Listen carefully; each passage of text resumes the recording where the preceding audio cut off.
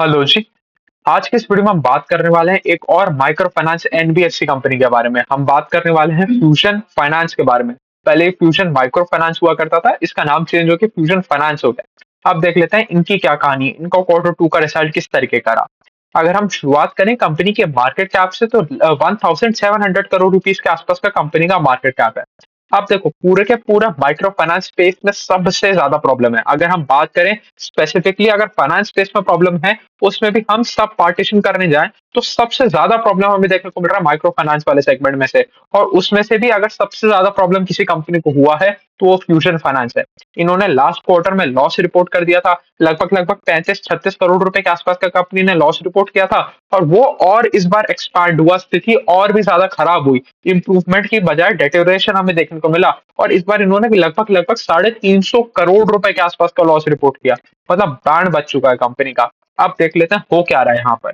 अब देखो, कहानी तो वही है कि जो हमारा माइक्रो फाइनेंस वाला कस्टमर है, वो बहुत ज्यादा ओवर लेवरेज्ड हो गया है। मतलब एक आदमी की औकात है सपोज 50,000 रुपए का लोन लेने की, उसी आदमी ने 6-7 अलग अलग माइक्रो फाइनेंस एनबीएफसी कंपनी से लोन ले रखा है। और वो टोटल लेवरेज पहुंच गया उसका 1 लाख रुपए। तो वो चुका सकता है 50,000 रुपए ही, बट उसके ऊपर टोटल जो कर्जा हो गया वो 1 लाख रुपए का हो गया है।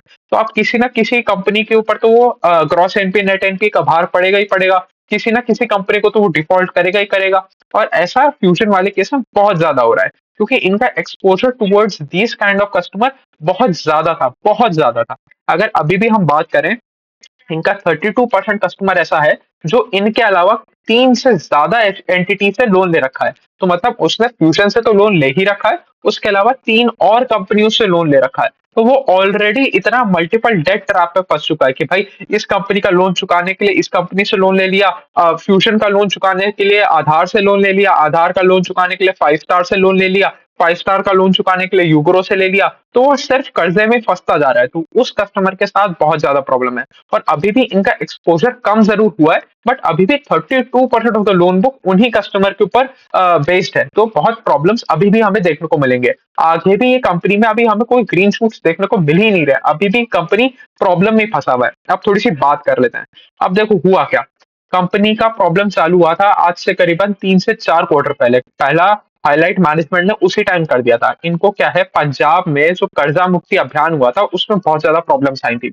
एक्चुअली हुआ क्या था, जब ये इलेक्शन वाला टाइम चल रहा था, हमारा जून का टाइम था, उससे पहले के टाइम पे इन लोगों को पंजाब में लोगों को जा जाके लोग बाग बोल रहे थे कि आपका लोन चुकाने की जरूरत नहीं है, ईएमआई पेमेंट करने का जरूरत नहीं है, आपका लोन माफ कर दिया जाएगा। इसकी वजह से जो इनका माइक्रो फाइनेंस वाला कस्टमर था, उसने लोन चुकाना ही बंद कर दिया, उसने ईएमआई देना ही बंद कर दिया। जब ये लोग उनके पास गए, तो वो जाके बोलता है कि भाई, हमारा लोन तो माफ हो गया है, हम तो कोई पेमेंट करेंगे ही नहीं। तो इसीलिए इनका प्रॉब्लम वहां से शुरू हुआ था। उनका वहां पर पहले वो पंजाब फोकस्ड प्रॉब्लम था। वहीं पर सारी की सारी चीजें खराब हो रही थी, कलेक्शन एफिशिएंसी वहां पर खराब हो रही थी, वहां पर gross NP net NP numbers बढ़ रहे थे। बट वो धीरे धीरे धीरे धीरे फैल के पूरी पूरी की बुक पूरी बुक खराब कर दी इनकी। मतलब बैंड बच चुका है। अगर हम बात करें तो लास्ट क्वार्टर में कंपनी ने अपने प्रोविजन मल्टी फोल्ड बढ़ा दिए थे, मल्टीपल टाइम्स बढ़ा दिए थे। अब प्रोविजन क्या होता है वो थोड़ा समझने की कोशिश करते हैं। देखो, सपोज अज्यूम करते हैं कि मैं एक एनबीएफसी कंपनी हूं, तो मैं हर क्वार्टर में 100 रुपए का ऑपरेटिंग प्रॉफिट कमाता हूं। देखो, ऑपरेटिंग प्रॉफिट याद रखना, पैट नहीं है, ये पैट नहीं है, दिस इज ऑपरेटिंग प्रॉफिट, कामकाजी मुनाफा। तो मैं 100 रुपए का कामकाजी मुनाफा बना रहा हूँ। और मैंने जो लोन डिस्पर्स कर रखा है, मतलब मेरा एयूएम साइज है 1,000 रुपए के आसपास का। तो 1,000 रुपए का मैंने लोन दे रखा है और 100 रुपए मैं कमा रहा हूँ। यहाँ तक हमें चीज समझ में आ रही है। अब मेरे को लगता है कि यार, ये जो मैंने 1,000 रुपए दे रखे हैं, इस 1,000 रुपए में से एक इस आदमी को जो मैंने 50 रुपए दे रखे हैं, इस 50 रुपए में मेरे को डिफॉल्ट का चांस लगता है। ऐसा लगता है कि ये आदमी मेरे को रीपेमेंट नहीं करेगा। तो इस 50 रुपए का जो मैंने लोन डिस्पर्स कर रखा था, इसके पीछे जो आज मैं कामकाजी मुनाफा बना रहा हूँ, इसमें से कुछ पैसा निकाल के साइड रखूंगा, जिससे जब कल को ये लोन अगर डिफॉल्ट हो, तो मेरी बुक पे बहुत ज्यादा स्ट्रेस ना पड़े। इसके लिए मैं पहले ही कुछ पैसा साइड निकाल के रख दूं। तो ये होते हैं प्रोविजंस। तो अगर सपोज मैंने उसके लिए 50% का प्रोविजन बना के रखा, तो 50 रुपए का वो लोन था, और 50 रुपए के लोन के लिए मैंने 50% का प्रोविजन बना के रखा। मतलब मैंने आज मेरे 100 रुपए के ऑपरेटिंग प्रॉफिट में से 25 रुपए निकाल के साइड कर दिया। तो वो मेरा 25 रुपए का बन गया प्रोविजन। ये चीज हमें समझ के चलना पड़ेगा। अब इस कंपनी ने अपने प्रोविजंस को मल्टीपल टाइम्स, परसेंटेज में नहीं, टाइम्स में, गुना में बढ़ा दिया। तो ये एक और बहुत प्रॉब्लमैटिक पार्ट हुई थी। अब ये कभी भी किसी भी कंपनी के प्रोविजंस ऊपर जाना एक अच्छी चीज़ नहीं होती, क्योंकि वो आपको क्लियर कट एक साइन दे रहा है कि कंपनी की मैनेजमेंट को लग रहा है कि आगे जाके जो सिचुएशन है, वो और भी ज़्यादा स्ट्रेसफुल होने वाली है। इनकी एसेट क्वालिटी में और भी ज़्यादा स्ट्रेस देखने को मिलेगा और वही हमें आज देखने को भी मिल रहा है। फ्यूजन के साथ लगातार यही हो रहा था। ये अपना रिजल्ट लगातार खराब देते जा रहे थे और एक इनका टिपिंग पॉइंट ऐसा आया कि एक ये प्रॉफिटेबल माइक्रो फाइनेंस कंपनी में से जो 25-30% के आसपास पे ग्रो किया करता था, वहां से एक लॉस मेकिंग एंटिटी बन गए। तो मतलब बैंड बच गया कंपनी का। तो हालात तो अच्छे है नहीं।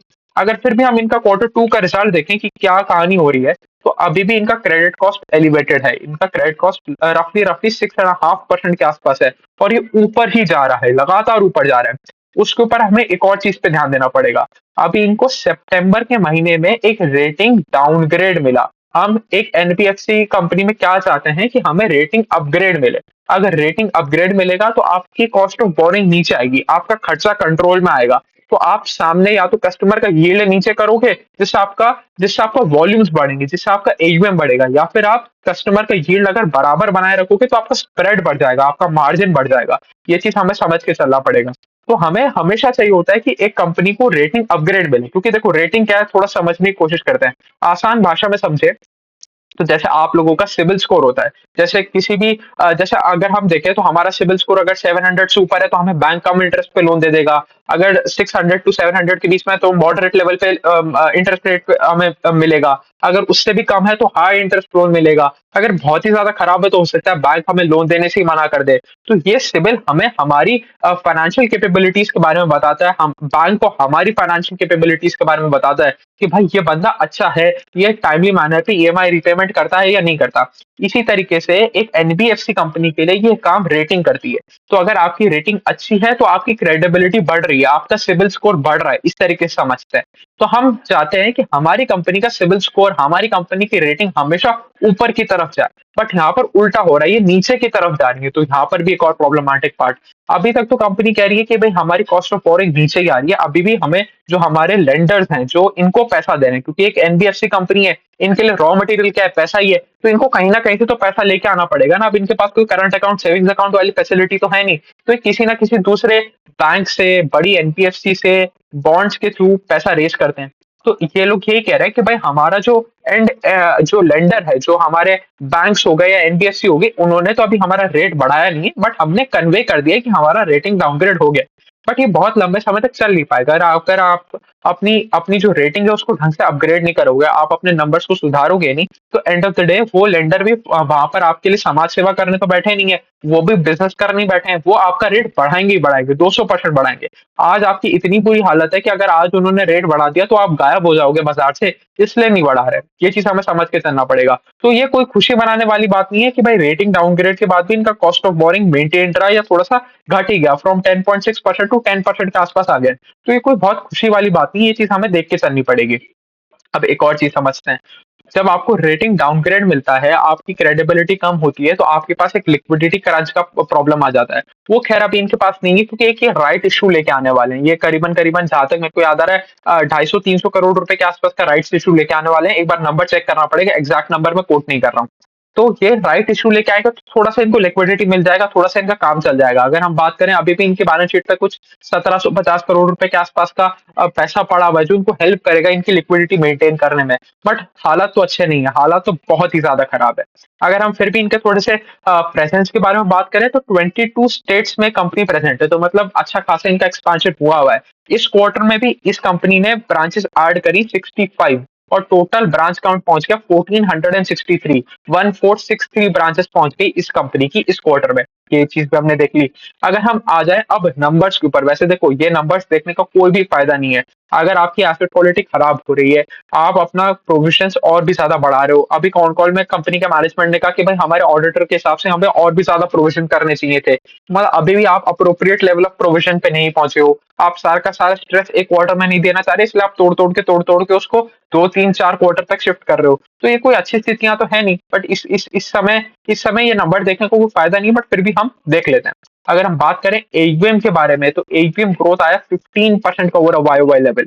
अब और अगर हम क्वार्टर ऑन क्वार्टर लेवल पे देखें तो यहाँ पर डी ग्रोथ देखने को मिला है 5% के आसपास का।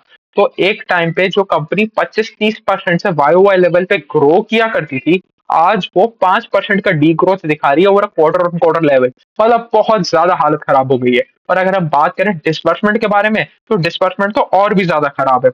अगर हम डिस्बर्समेंट के बारे में बात करें तो disbursement are down 29% on a Y Y level and 45% on a quarter on quarter level. तो इस कंपनी का तो सुधार होते हुए दिख ही नहीं रहा अभी। मतलब कुछ कुछ ऐसा लग ही नहीं रहा कि भाई यहाँ से कंपनी टर्न अराउंड हो जाएगी। अगर हम इनके बैलेंस शीट में अगर प्रॉफिट एंड लॉस स्टेटमेंट के नंबर्स भी देखने जाएं, तो इनका net interest income went up by 26%, total income went up by 23% over a YY level, operating profit went up by 17%। अब देखो जो हमने स्टार्टिंग में एग्जांपल लिया था ना कि मैं एक एनबीएफसी कंपनी, मेरा 100 रुपए का operating profit, this is that operating profit. इनका ऑपरेटिंग प्रॉफिट बढ़ा 17% से। बट अब आ जाती है बारी प्रोविजन की, जो हमने 25 रुपए का प्रोविजन निकाला था ना, अब यहाँ पर देखते हैं क्या हो रहा है। इस कंपनी ने अपने प्रोविजंस को बढ़ा दिया बाय 9 टाइम्स, 9 गुना कर दिए। तो पहले अगर ये कंपनी 25 रुपए का प्रोविजन निकाल रही थी, तो आज ये कंपनी 225 रुपए का प्रोविजन निकाल रही है। ये प्रॉब्लम हो गया, इतना ज्यादा आपका खर्चा बढ़ गया, इतना ज्यादा आपके लिए एक्सपेंसेस बढ़ गए। ये है यहाँ पर प्रॉब्लमेटिक पार्ट। इसीलिए आपको देखने को मिल रहा है कि इनके पार्ट में लगातार डी ग्रोथ देखने को मिल रहा है और नेगेटिव चला गया पार्ट। इस बार इन्होंने लगभग लगभग 350 करोड़ रुपए का घाटा रिपोर्ट किया है, पार्ट बच चुका है कंपनी का। वही हमें देखने को भी मिलेगा। अगर हम बात करें इनके पार्ट की, तो part was down 342% over Y Y level. मतलब बैंड बच चुका है, बहुत बुरी तरीके से बैंड बच चुका है कंपनी का।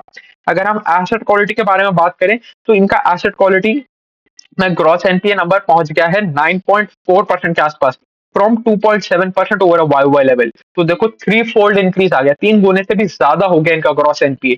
अगर हम नेट एनपीए के बारे में बात करें, तो नेट एनपीए इनका बढ़ गया फ्रॉम 0.7% टू 2.4%। ये भी ऑलमोस्ट ऑलमोस्ट 4 गुना हो चुका है। यहाँ पर भी सेम प्रॉब्लम देखने को मिल रही है। चलो ये चीज भी हमने समझ ली। इसके अलावा ये एक बहुत मजाक वाली सिचुएशन है कि भाई अगर हम बात करें, इनका एयूएम साइज करीबन 11,500 करोड़ का है, 11,571 करोड़ रुपीज के आसपास का कंपनी का एयूएम है। इसमें ये लोग कह रहे हैं कि अब हम हमारी एमएसएमई वाली बुक पे फोकस करना चाह रहे हैं। जैसे यूग्रो कैपिटल हमने देखा था, यूग्रो कैपिटल के पास एक एमएसएमई वाला बुक था, उसमें बहुत ज्यादा फर्क नहीं पड़ा था, उसकी बहुत थोड़ी बहुत एसेट क्वालिटी खराब हुई थी, बट वहां पर इतना ज्यादा स्ट्रेस नहीं देखने को मिल रहा था। तो ये कंपनी कह रही है कि हमने जो 2019 में बुक चालू करा था एमएसएमई वाला, अब हम उसके ऊपर फोकस करेंगे। अगर हम वो देखें तो वो सिर्फ 620 करोड़ रुपए के आसपास का बुक है। तो वो that only contributes 5 to 6% of the overall AUM. तो 6% ऑफ द एयूएम में आपने बहुत कुछ तीर भी मार लिए, तो आप क्या ही उखाड़ लोगे, ये चीज हमें समझने का जरूरत है। तो मोटा मोटी कंपनी का बांड बच चुका है। और अगर हम थोड़ा-सा वैल्यूएशन के ऊपर बात करें, तो देखो ऐसी कंपनी का कोई वैल्यूएशन निकालने का कोई सेंस ही नहीं बनता। अगर आप अपने नंबर्स इंप्रूव कर रहे हो, तब तो हम कुछ भी देखें कि भाई आज आप 0.5 टाइम्स प्राइस टू बुक पे बिक रहे हो या 0.7 टाइम्स प्राइस टू बुक पे बिक रहे हो, तो यहाँ से आप कहाँ जा सकते हो। बट जब अभी आपका नंबर गिरना ही खत्म नहीं हो रहे, अभी आप और ज्यादा इस जो भी दलदल है इसमें फंसते ही जा रहे हो, तो अभी हम आपके ये वैल्यूएशन निकाल के करेंगे क्या। अगर आज आप 0.7 टाइम्स प्राइस टू बुक देख रहे हो, तो आज भी आप सस्ते लगोगे, और यहाँ से आपके नंबर्स और भी ज्यादा खराब हुए, तो आज आगे चल के आप 0.3 टाइम्स प्राइस टू बुक पे भी आ जाओगे, और उस टाइम भी आप हमको अंडर वैल्यूड ही लगोगे। तो इस तरीके से कभी भी कंपनी का वैल्यूएशन नहीं निकालना चाहिए कि ये बुक वैल्यू के नीचे आ गया, बुक वैल्यू के नीचे आने के बाद सब कुछ ठीक हो जाएगा। ये इस तरीके से वैल्यूएशन गेम चलता नहीं है। अगर एक कंपनी लगातार अपना रिजल्ट खराब पोस्ट करती जाएगी, तो वो 0.1 टाइम प्राइस टू बुक पे भी आ जाएगी। तो अगर देखो थोड़ा सा गणित समझते हैं, अगर आपने आज इस कंपनी को लिया होता at 1 time price to book, तो जितना कंपनी के टोटल एसेट्स की वर्थ है आपने तो उतना ही दिया। तो ये तो एकदम फेयरली वैल्यूड कंपनी थी। फेयरली वैल्यूड भी छोड़ो, बहुत अंडर वैल्यूड स्टेट पे ही आपने लिया था। बट अब क्या हुआ, अब आप वहां से गिर गए 0.7 टाइम प्राइस टू बुक पे। अगर कंपनी अगले क्वार्टर में भी रिजल्ट खराब देगी, जो 99% श्योरिटी है कि खराब ही देगी, क्योंकि जिस स्थिति में अब ये है, यहाँ से इंप्रूवमेंट लाना बहुत मुश्किल है, और एक क्वार्टर में इंप्रूवमेंट आना तो बहुत ही ज्यादा मुश्किल है। तो अगर और खराब नंबर देंगे तो ये और भी नीचे गिर सकते हैं। तो कभी भी ऐसे इस तरीके से नहीं सोचना चाहिए कि 1 टाइम प्राइस टू बुक से नीचे तो क्या ही जाएगा। तो 1 टाइम प्राइस टू बुक का stock 0.1 time price to book पे भी पहुंच सकता है। That is a 90% fall in valuation. ये चीज हमें समझ के चलना पड़ेगा।